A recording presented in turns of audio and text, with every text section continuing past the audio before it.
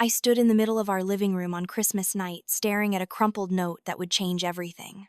My hands were shaking so badly I could barely read the words scrawled across it.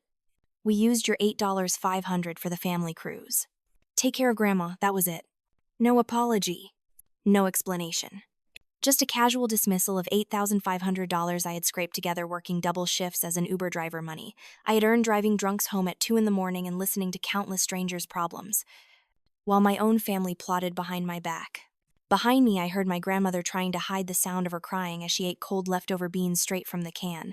The Christmas tree we had put up together weeks ago was brown and dying, ornaments hanging sadly from brittle branches. The house was freezing because no one had paid the heating bill. And my family, my own mother, Rachel, my sister, Maya, and my brother, Liam, were somewhere in the Caribbean sipping cocktails on a cruise ship that I had unknowingly paid for. I did not cry. Instead, something cold and hard settled in my chest. I crumpled that note in my fist until my knuckles turned white, and I made a promise to myself right there. They were going to pay for this. Every single dollar. Every single tear my grandmother had shed. Every moment of humiliation and betrayal. But before I tell you how I made them pay, before I show you how I brought my entire family to their knees and exposed them for the monsters they really were, I need you to do something for me. If this story resonates with you, if you have ever felt invisible in your own family or taken advantage of by the people who were supposed to love you, hit that like button. Subscribe to this channel because I am going to share every detail of how I fought back. And comment below telling me your story because I promise you, you are not alone. Now let me take you back to where this nightmare really began. 6 months earlier, everything seemed normal.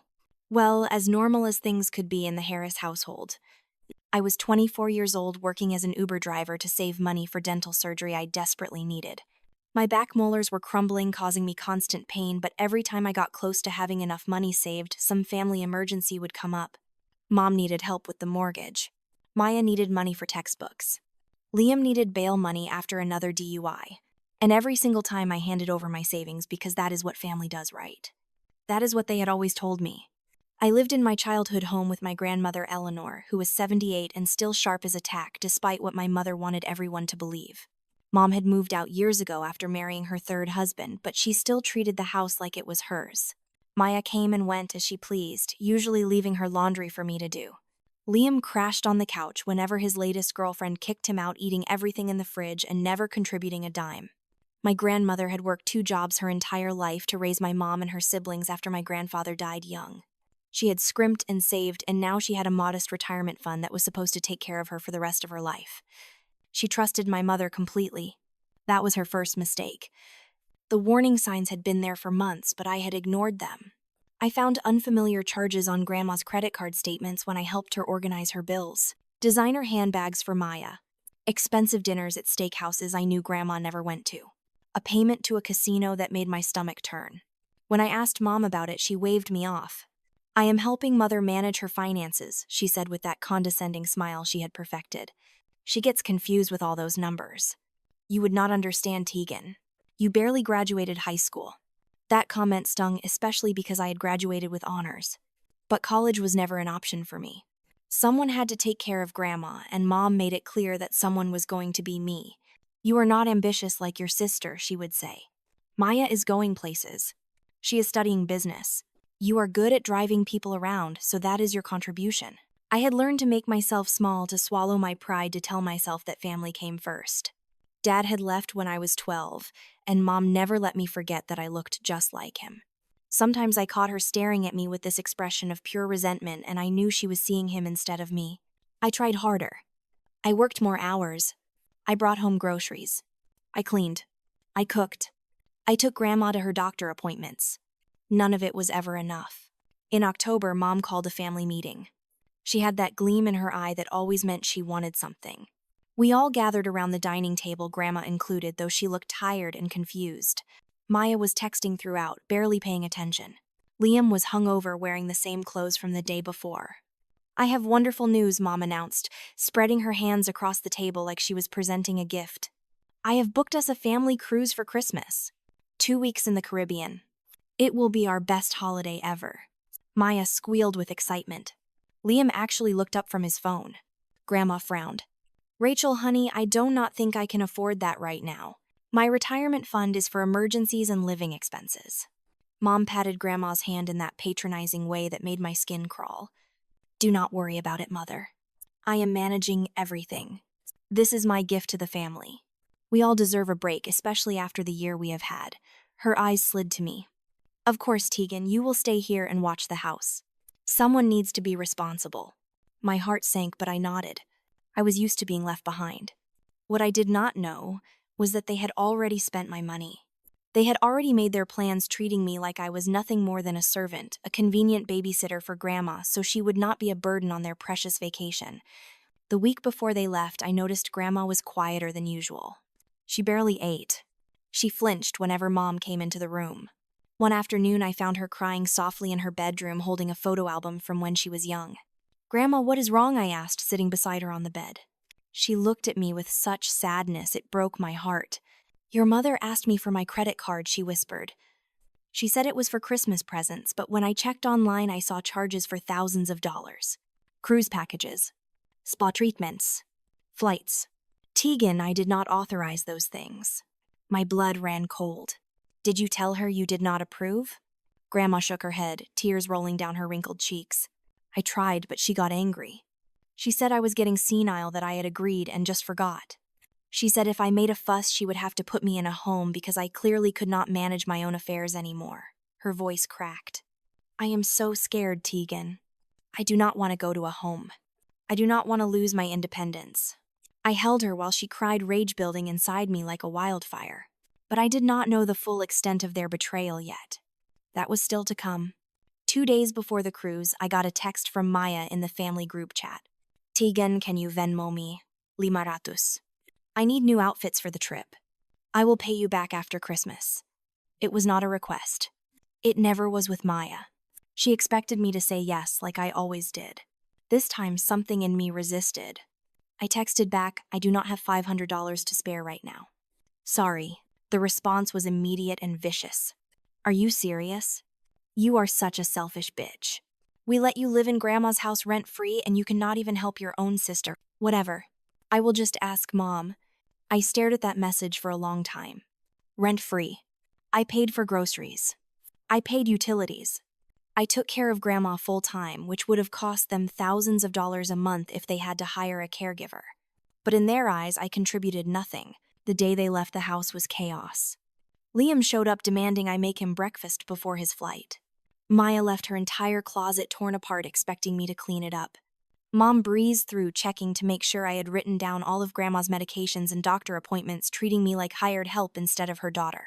We will be back January 5th, she said, not even looking at me as she adjusted her new designer sunglasses. I recognized them from Grandma's credit card statement. Take care of Mother. Make sure she takes her pills. And Tegan. She finally turned to face me and her smile was cold. Try not to ruin Christmas while we are gone. I know you have a tendency to be dramatic. Then they were gone and the house fell into an eerie silence.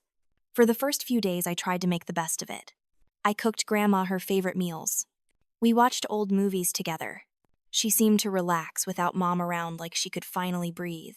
But on Christmas Eve, I noticed she was barely eating, picking at her food with no appetite.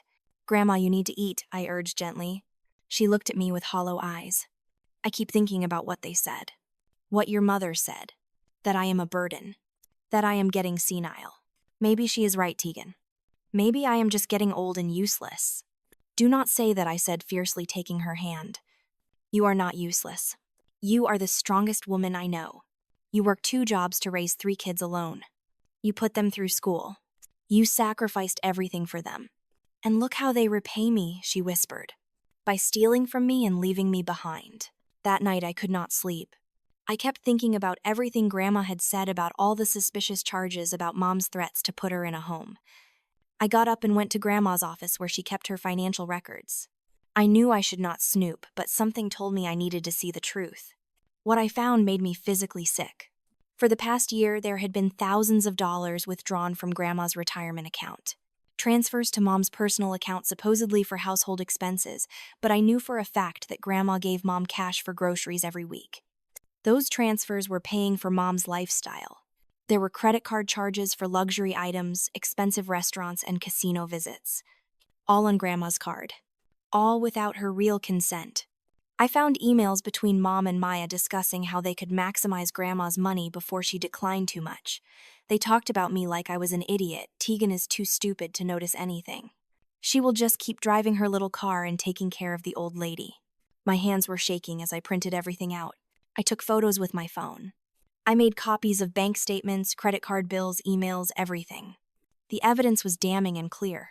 They had been systematically stealing from their own mother for over a year, and they had been using me as their unwitting accomplice by keeping me busy and dependent. Then I found the final piece that broke me completely. A loan application in Grandma's name for $50,000. The signature looked like Grandma's, but I knew her handwriting. This was a forgery.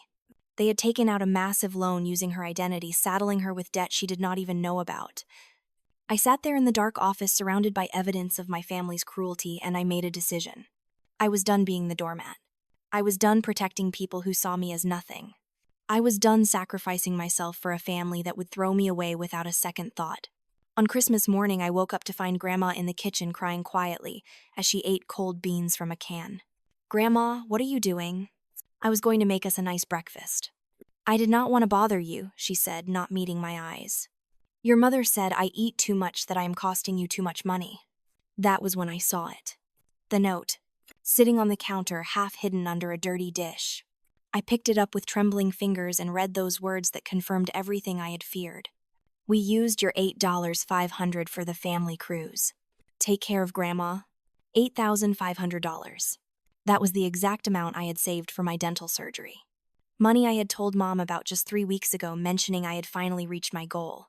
Money I had hidden in my private savings account that only Mom knew about because she had helped me set it up years ago when I first started driving for Uber. I checked my banking app with growing horror. The money was gone. Transferred out 5 weeks ago.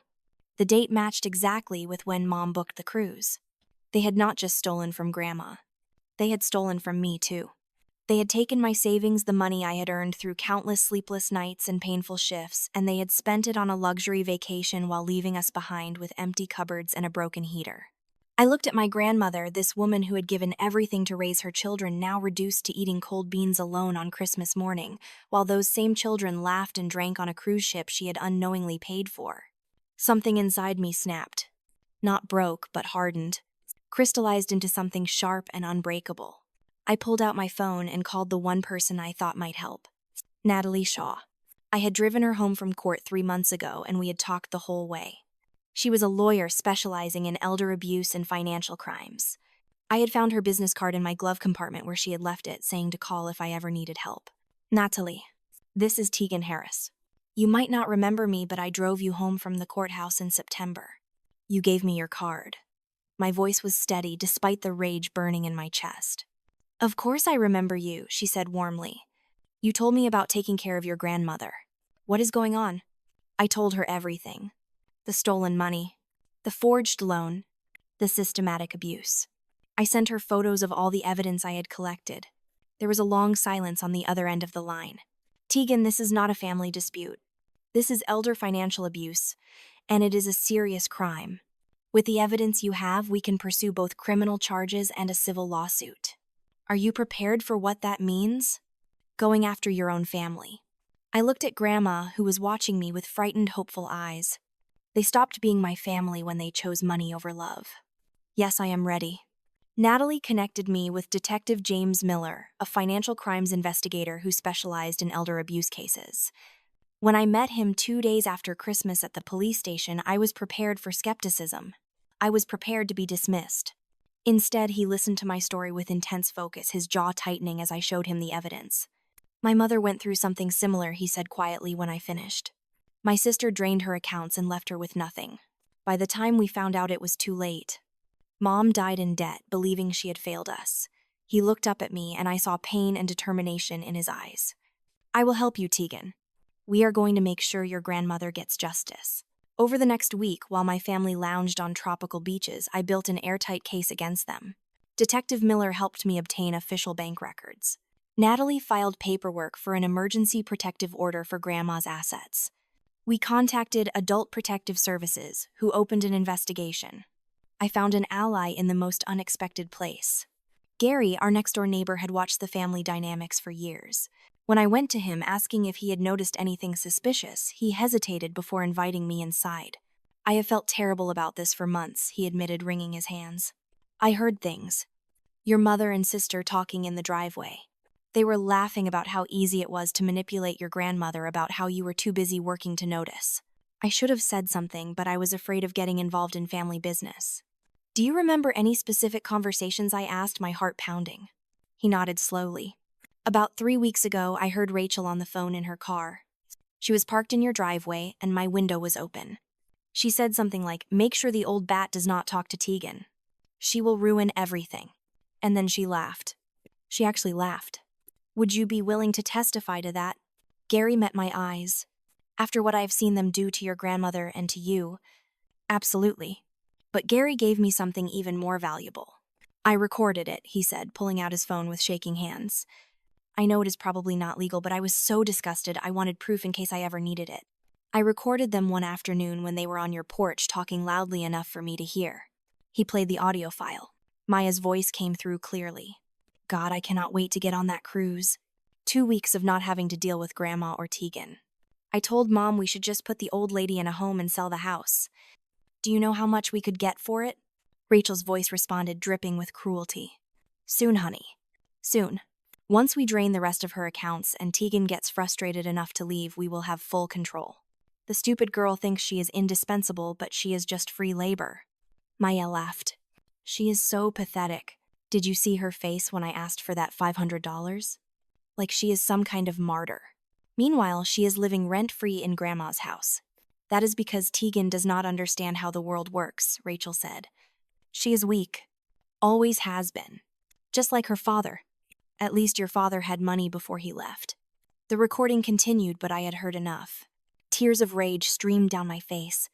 Not weak. Never again would I be weak. I spent New Year's Eve preparing. I created a comprehensive presentation with every piece of evidence organized chronologically.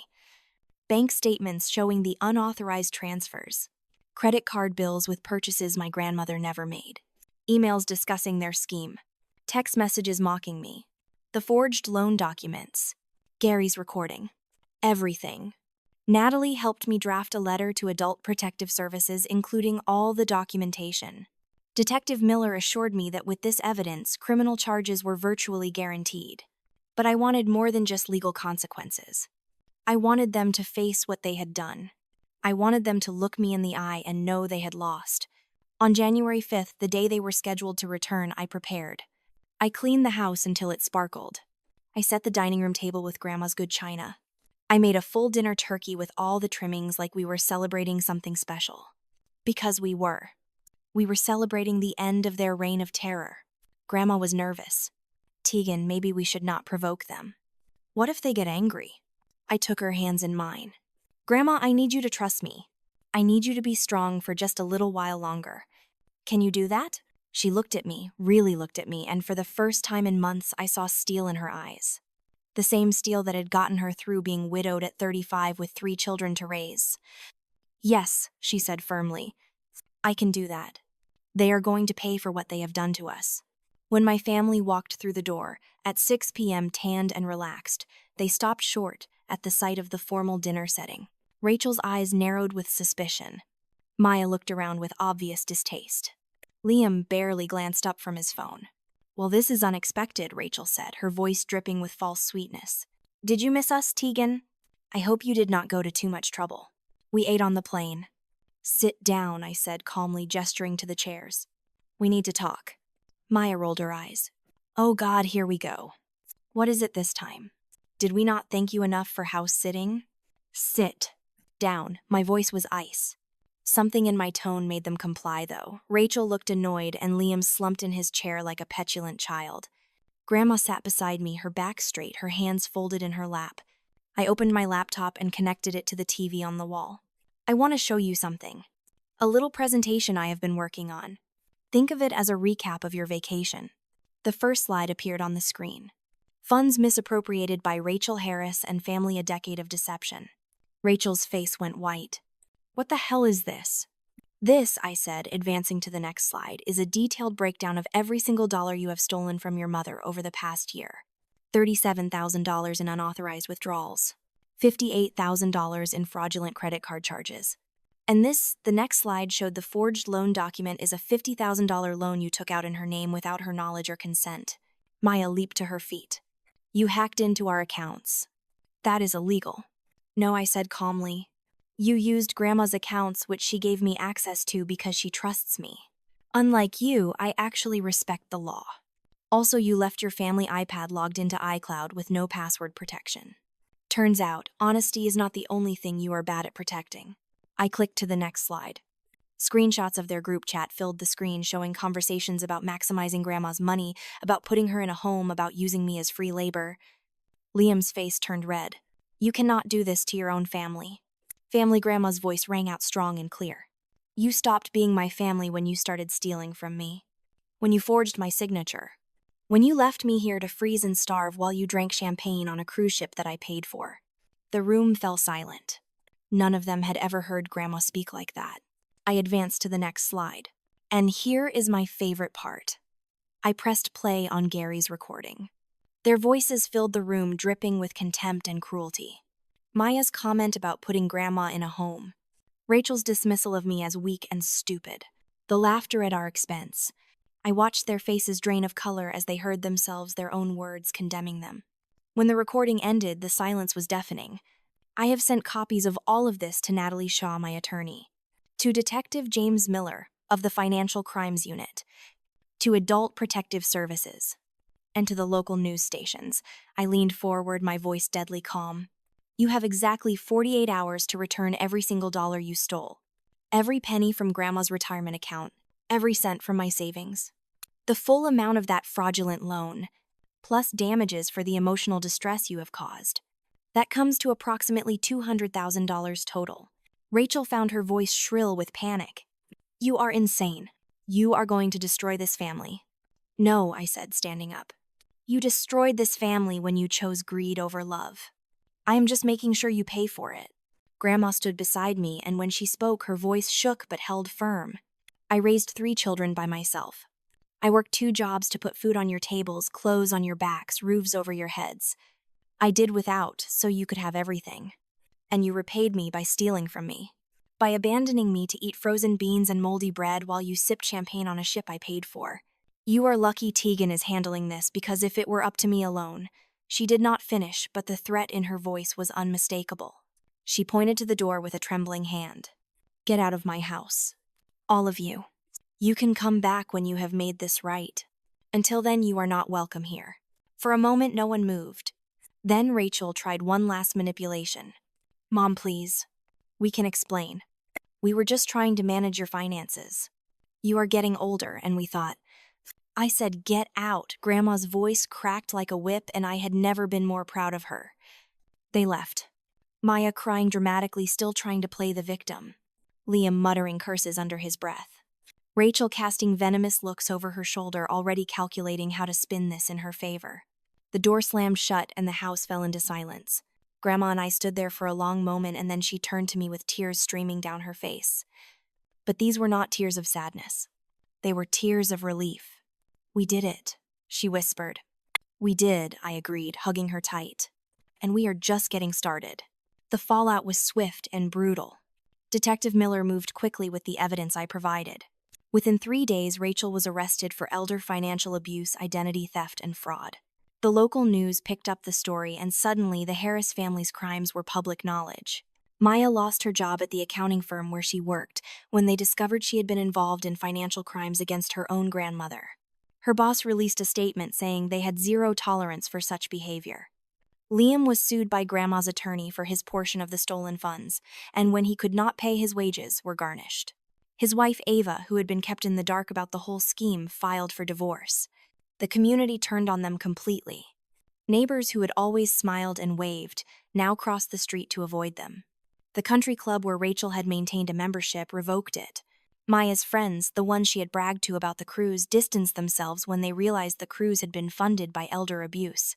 But the most satisfying moment came 2 weeks later when Detective Miller called me into his office. We have been digging deeper into your mother's finances, he said, sliding a folder across the desk to me. It turns out your family was not her only victim. Inside the folder were documents showing Rachel had been embezzling from clients at the small accounting firm where she worked part-time. She had been stealing small amounts over years, betting that no one would notice. My case had opened up a full investigation. She is looking at serious prison time, Miller said. 5 to 10 years minimum. And that is just for the crimes against your grandmother. The embezzlement charges will add more. I should have felt guilty. I should have felt something other than cold satisfaction. But I did not. They had made their choices, and now they were facing the consequences. My phone blew up with messages from my family. Voicemails from Rachel sobbing and begging me to drop the charges. Texts from Maya alternating between apologies and accusations. Liam sent a message that was just pure vitriol, calling me every name he could think of. I blocked them all and forwarded everything to Natalie. The legal settlement took 3 months to finalize. Rachel and Maya agreed to plead guilty to reduced charges in exchange for full restitution. They were ordered to repay $215,000 to Grandma, which included all stolen funds, the fraudulent loan, legal fees, and damages. They would also serve 2 years of probation and community service. My $8,500 was returned in full with interest. I used that money to finally get the dental surgery I needed. For the first time in years, I could eat without pain. I could smile without being self-conscious. But I used the majority of Grandma's restored funds to ensure she would never be vulnerable again. I hired a reputable financial advisor to manage her accounts with safeguards that required multiple signatures for any large withdrawals. I arranged for a part-time caregiver to come in 3 days a week, giving me breaks and ensuring Grandma always had someone checking on her. Most importantly, we moved. We found a bright, sunny 2-bedroom apartment in a building with an elevator close to Grandma's doctors and near good restaurants and parks. No more living in the house where so many betrayals had occurred. This was our fresh start. On moving day, as I helped Grandma arrange her plants on our new balcony overlooking the city, she turned to me with a soft smile. "You saved us," she said. "You fought for us when no one else would." I shook my head. "No, we saved each other. They thought I was weak because I was kind. They thought you were helpless because you were old. They were wrong about both of us." She took my hand, her grip surprisingly strong. "I have been thinking about what your mother said in that recording. That you were weak like your father. She was wrong, Tegan. You are strong in ways she will never understand. Real strength is not about dominating others or taking what you want. It is about standing up for what is right even when it costs you everything." Tears filled my eyes, but they were good tears. Healing tears. In the months that followed, something unexpected happened. I started receiving messages from strangers who had seen the news coverage of our case. Other people who had experienced financial abuse from family members. People who felt trapped and helpless just like I had. One message stuck with me. It was from a woman named Sarah, whose sister had been stealing her disability checks. "I thought I was alone," she wrote. "I thought I had to accept it because family is supposed to forgive. But your story showed me that forgiveness does not mean enabling abuse. Thank you for being brave enough to fight back." I realized then that my story was not just about revenge or justice. It was about refusing to be a victim. It was about drawing a line and saying no more. It was about showing others that they too could stand up for themselves, even against the people they were supposed to trust most. Grandma and I started volunteering with an organization that helps elder abuse victims. She shares her story at community centers, warning other seniors about the signs of financial exploitation. I speak at support groups, encouraging people to trust their instincts and seek help. My relationship with my family is essentially over. Rachel served 18 months in prison and was released last fall. She sent me a letter asking for forgiveness, claiming she had found God and wanted to make amends. I did not respond. Forgiveness might come someday, but it will not include welcoming her back into our lives. Maya moved to another state, trying to rebuild her reputation away from the scandal. She occasionally sends messages through mutual acquaintances, testing to see if I will soften. I will not. Liam continues to blame me for ruining his life, conveniently forgetting that he ruined it himself by participating in the theft and fraud. I do not miss any of them. What I miss is the family I thought I had, the family I had created in my mind, where blood meant loyalty and love meant sacrifice. But that family never existed. It was always a lie. Now, a year later, Grandma and I have built something real. On Sunday mornings, we make pancakes and do crossword puzzles. On warm evenings, we walk through the neighborhood and she tells me stories about her youth. She has taught me to knit and I have taught her to use an iPad. We watch terrible reality TV together and laugh at other people's drama, grateful it is not ours. I am still driving for Uber, but I have also started taking online courses in social work.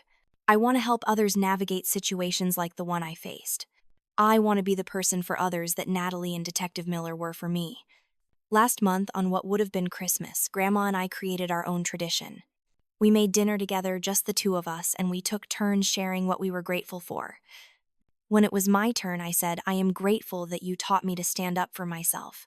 I am grateful that we found the strength to fight back. I am grateful that we chose each other over the people who chose money over us. Grandma smiled, her eyes bright with unshed tears. I am grateful for you, Tegan. For your courage. For your loyalty. You are the daughter I should have had. The family I deserved all along. As I sit here now watching snow fall gently outside our apartment window, I think about everything that has happened. I think about the scared, exhausted girl who stood in that cold house on Christmas night holding a note that shattered her world.